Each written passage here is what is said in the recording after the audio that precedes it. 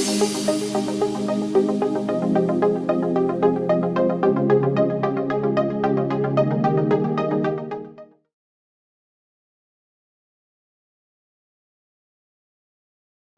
security risk assessment, I think you can hear it's audible with the back pro.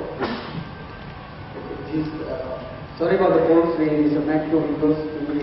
Yesterday also had the same, but the rest of the slide is okay. So we are moving into the cloud security risk assessment category. The cloud is really much thought of now. So this is a good opportunity for particularly the organization to reduce the cost, and they can invest more on the business. But the problem is the risk, because our important data is residing somewhere else. So we need to make sure how they're going to check for this one. So cloud computing, but I know that most of the people are from IT, like they know what is cloud computing, but I just give you some brief introduction kind of. The new economic model for computing, like in the traditional IT infrastructure things, we invest money on hardware, networking and software, and it's a big money really. It's a fair amount of money we need to invest. But in cloud computing, we can pay as you use it. So it is compared to the big investment that you have done is very less. So that so IT you can get it very cheaper, and we can start it very small scale, and we can expand it as you want it. So this highest flexibility is what we call the elasticity. We can make it more, we can reduce it, even that is very good. The elasticity is one of the biggest advantages of going for the cloud, because certain applications need more resources particular days of the month or particular days of the week, so that we can get the resources of the rest of the machine and we can use the lower capex. That's even not only capex, even the capital expenditure, even the operating cost also reduces, because we don't need to have a lot of staff for managing your data center, the patching of servers, the security, so everything will be taken care of your cloud service provider. So the capabilities are increased. How it is happened, because we are at the start of the basic human will be required a lot of services, a lot of features in particular ERP or particular software that you are thinking of. But if you go for an enterprise level CSP, cloud service provider, so that we will be having a lot of features. One time to come, you can simply purchase it.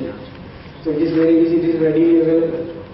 So the security benefits are, because the cloud service providers are big enterprises in most of the cases, they have best security expert that you can't invest on those experts, and they don't have the best security products, the best firewall, best malware protection. So security will be good.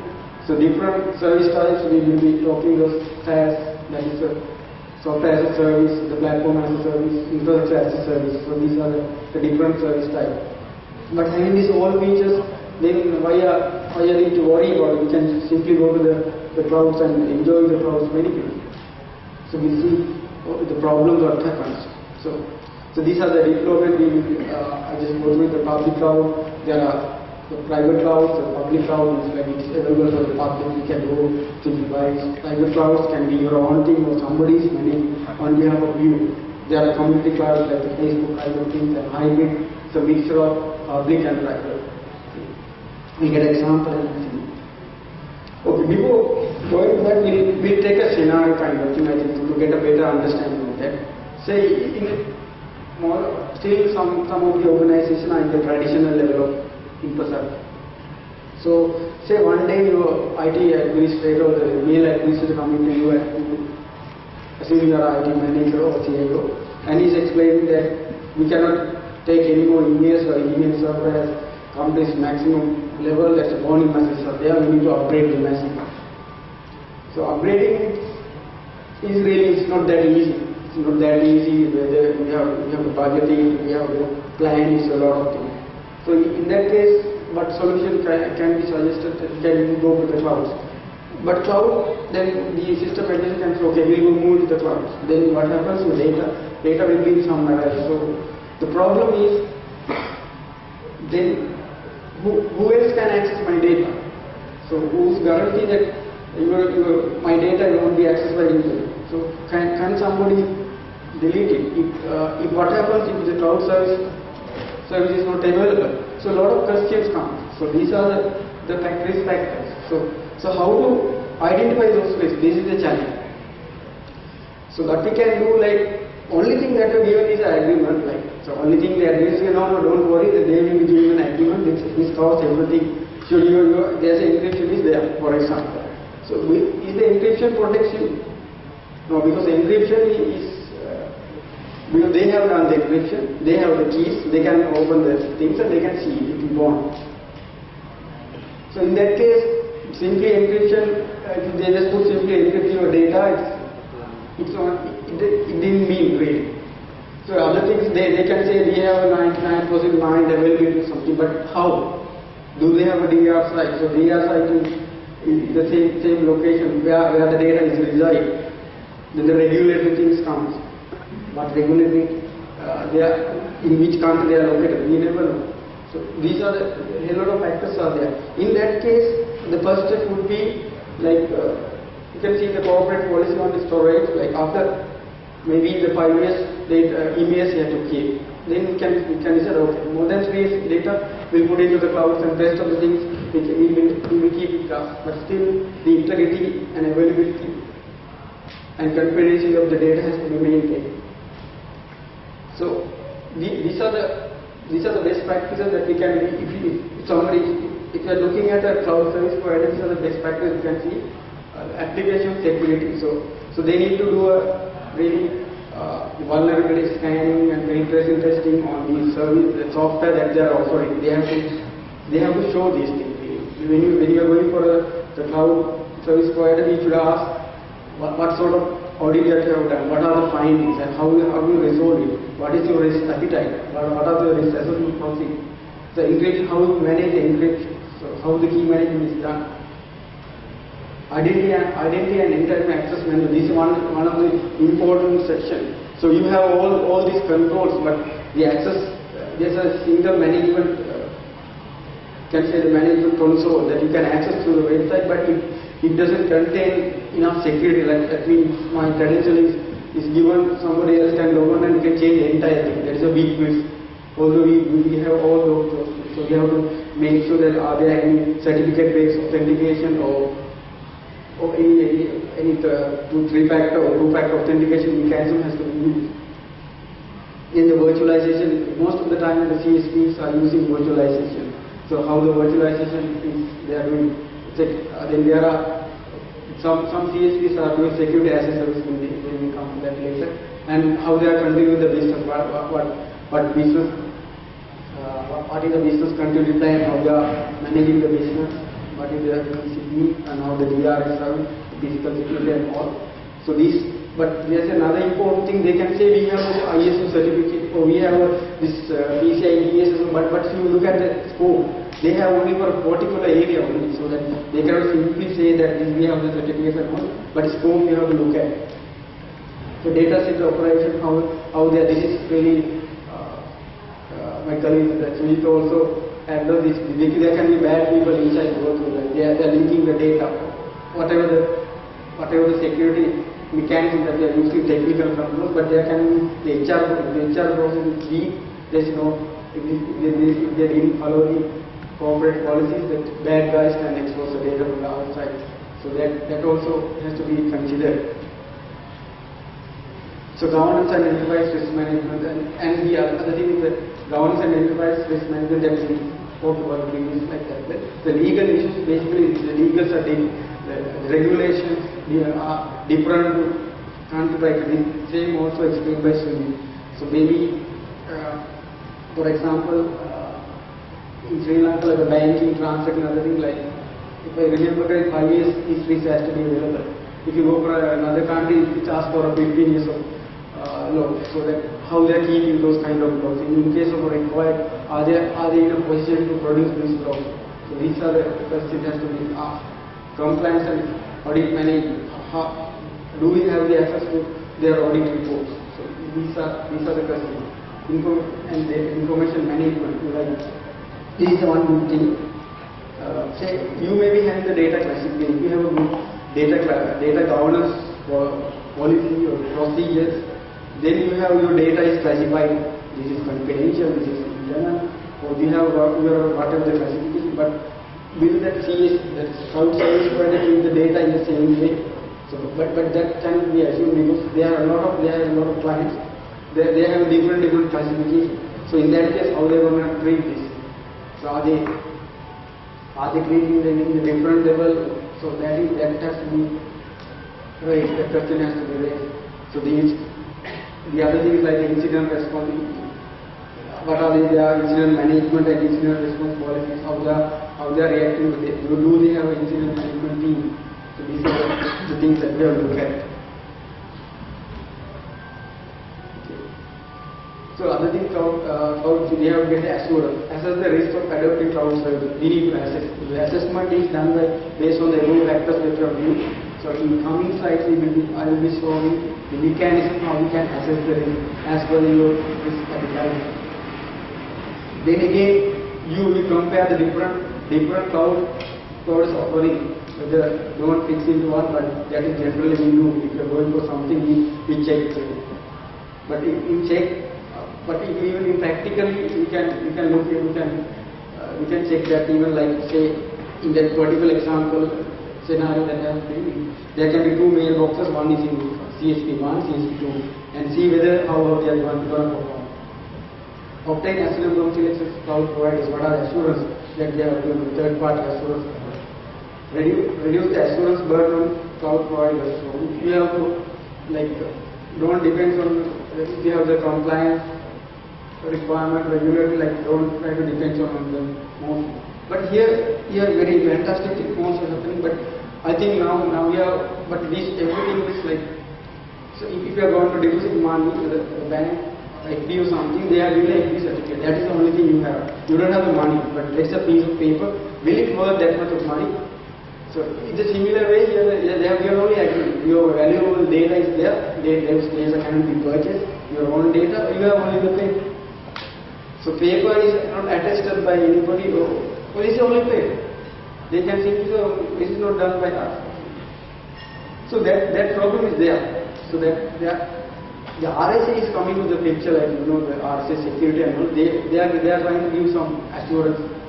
So the cloud providers, they are working on things like they are giving some assurance. Okay, these guys are maintaining the best cloud practices.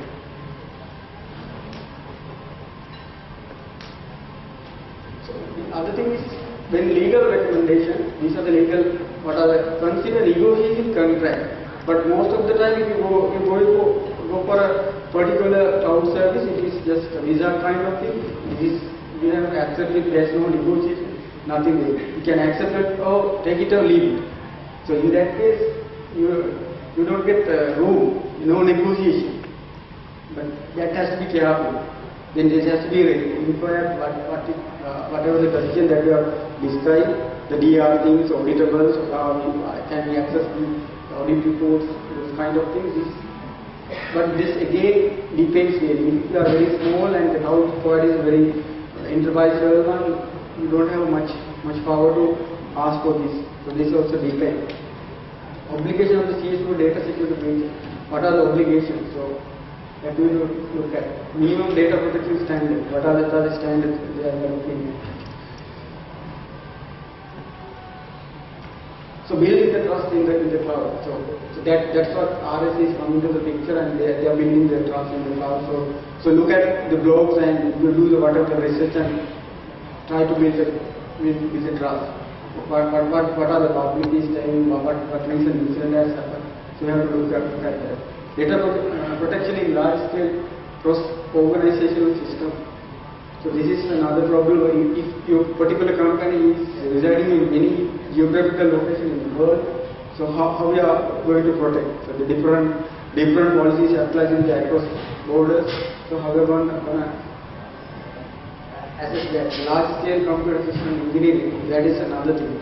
Like if the cloud service provider has a mainframe kind of a server and they have a lot of virtual machines running on.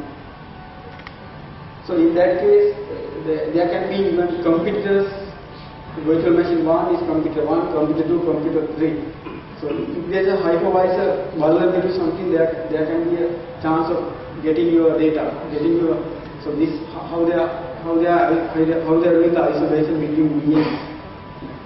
So these are the research things we need to do, because there are vulnerabilities coming almost every day. So malware is even malicious user can purchase VM, and you can plan whatever the malicious goes there and look at what is happening in the other VM. So these are the top security risks: loss of governance. So that means the CSP has to keep on a good governance, like the procedures, how they are managing their assets, what are their recruitment policies, what are the packing levels, who is governing these stuff need to be looked at. Lock-in. What is this lock-in mean? Maybe you are a small organization.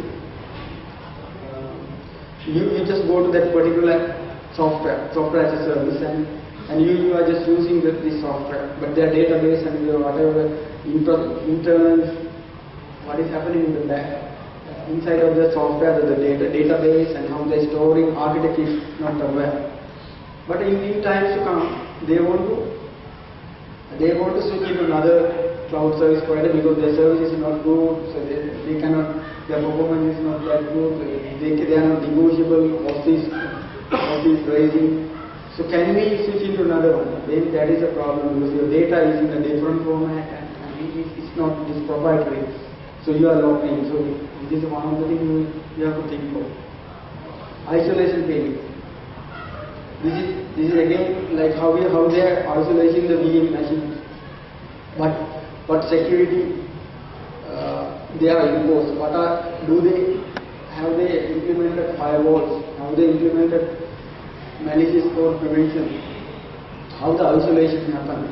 So it is really a logical network drives, logical hard drives, those are logical. So physically it will be the same. So these whatever the protection security protection it has to be cloud aware. So compliance with there are, for example, the PCI DSS, those who are in the banking, you know that wherever the card information goes has to be encrypted. Now this is inconsistent because virtual machine is a bank once, but I don't think there are a couple of banks in Europe or somewhere, but not for card transaction. But I'm just giving an example. There can be situations like this. If there is so, this is inconsistent because this is a virtual machine. There are other machines are there. The other thing, this is compliance. Are we complying with PCI DSS? There can be like local regulations that can have internal policies. That policies can always going to happen with the virtualized environment. The data protection, how they are protecting the data. So if they are taking to the stage, what mechanism they are using, those kinds of things they are not aware. This is very, very interesting things to see. I have experienced this insecure incomplete data deletion. So one day we will discontinue the service of the cloud service provider. They just no more service from us, but data is not deleted. So even data destruction, we have to look at how they are deleting the data. You know that 7 format has to be done. So even there are some people are doing encryption the entire content with the key and key is destroyed so that nobody can retrieve the data. So this is the deletion, they don't worry much. So your data is left, somebody else will be assigned that particular portion. So there is a chance of retrieving the data back. So data deletion, we need to think how they are what mechanisms they are using. So malicious insider. So there can be some insider, maybe data center staff or somebody that leaking the data. So how they are, what mechanism how they are protecting that. So these are the top security concerns. Okay, I'm going into the risk assessment thing, like risk. When you are calculating your risk is function of threat, vulnerability, and how much the data is valuable for the company. And has there any past incident, the controls that we are running. So these all factors come into the picture. these are the, there are one organization called Cloud Security Alliances. These are working on the most of the cloud stuff. They have listed out these vulnerabilities. There are around 50 or vulnerabilities listed, but this is not this can go globally. This is not only vulnerability that typical household provider has. So first, we have to find what are the vulnerabilities available. So this, if I go through like AAA, authentication, authorization, and accountability. So how they are doing that? The user provisioning. So how they are provisioning the user deprovisioning. I'm not going to use time now. So these are the vulnerabilities, set of vulnerabilities. So lot of them, 50. But this is very sample assessment I just put over here. The logging. So risk is we are looking at it as logging. The probability is for a particular case probability is high. In fact, these are the vulnerabilities that they are having. Lack of standard technology and solution. Poor provider selection. So we need to look at that as well. CSP has a lot of providers. So what are the back-to-back agreements they are having with the solution providers?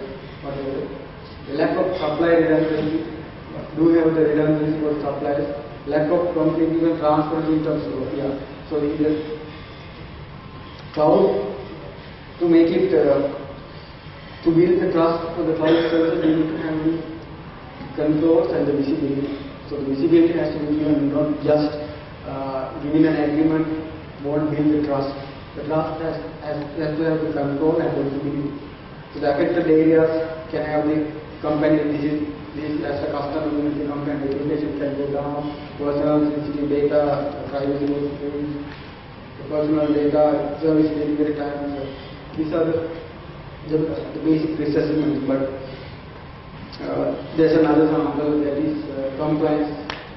What happened to the compliance? ISO certification not available to customer. This can be the compliance with. This is the loss of business reputation due to fraud tenant activities. There are some tenant, even there can be hackers also in one of the meetings in that case. One of the reputation. But this is very basic risk assessment. But we can start off with kind of thing. But I would say it's like internally we are developing a new method for the risk assessment that has all the components and it has a self-maturing cycle. So that has the past incident and it has the control assessment. So all the features are taken consideration and come to a risk value and see whether really the value that we calculated is appropriate in years to come. Maybe the next year we assess again. The asset value has changed, these are incident has happened. But initially we can start with that and we can go into that level. So if it is anything not clear, we can discuss freely. But the main objective of this presentation is, if you're going for the cloud, there are a lot of risk factors are there. How to assess the risk? So how to assess the risk is we need to look at the vulnerabilities and related threats, and they are making some controls, so that you can create the controls, and we have to think about the data that we are going to put into the cloud, and we can assess the risk. So then, as per your company risk appetite, can decide whether you go it or not. So that's really, I hope you understood how to do a basic risk assessment. If anything is not clear, you can ask.